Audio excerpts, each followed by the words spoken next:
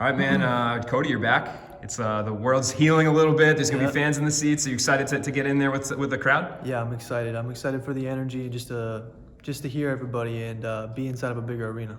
Yeah, and I know. Let's before we focus on your fight, I want to talk. Your training partner, Dustin Poirier. He had a big win last weekend. Yep. Again, the trilogy. Do you feel like you're carrying a little bit of ATT momentum into this fight? Yeah, we got a lot of momentum, man. We've been rolling this year. We've had just big win after big win, so I'd like to add to it. Yeah, and for you, I've seen ATT's so big, right? But I've seen you post a lot of photos of you and Dustin, and so are you somebody that frequently trains with him, or just from time to time? Just recently we started training more frequently. Towards like the beginning of my camp, at the beginning of his camp, we were training more together. And then as we got closer, I had to focus on me, he focused on him, but we got some good training, and I'm very happy to have done it. Yeah, what'd you think of Saturday's fight? It was obviously emotional roller coaster, had all the lights and cameras on them. What'd you think of the whole thing?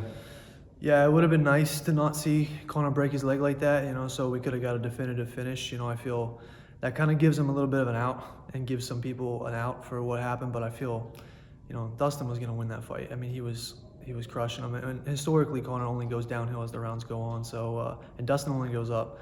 So the first round, I think, told you everything you needed to know.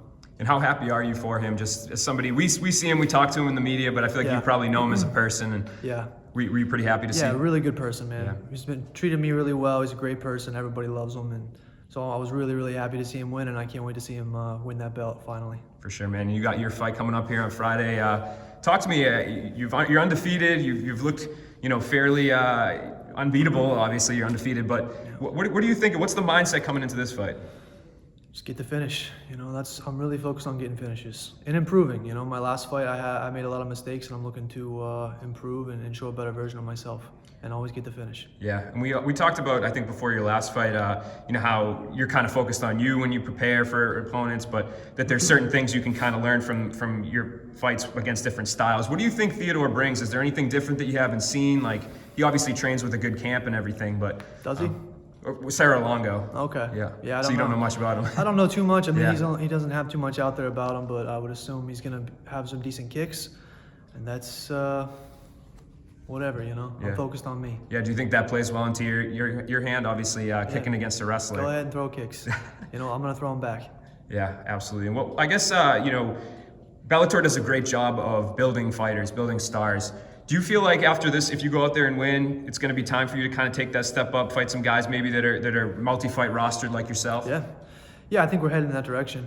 I would hope so. By the end of this year, I think that'll be happening, because I'd like to fight 2 more times. So keep moving. Activity is the name of the game for you. It seems like every 2 or 3 months you're in there. Yeah, I want to stay busy, man. Is that something that you tell them, or do they just come to you like time and time again? Yeah. After every fight, usually I reach out and say, look, I'm ready to fight again here soon, and I'm probably a little bit annoying, but I'm on them. I really want to fight. Focusing on you for this camp, was there anything specific from your last fight that you wanted to take out and be like, hey, I did well, I won, but this is something that we need to focus on going forward? Yeah, I think my grappling, I needed to do a better job with my jiu-jitsu. So I spent a little bit more time on my jiu-jitsu this camp.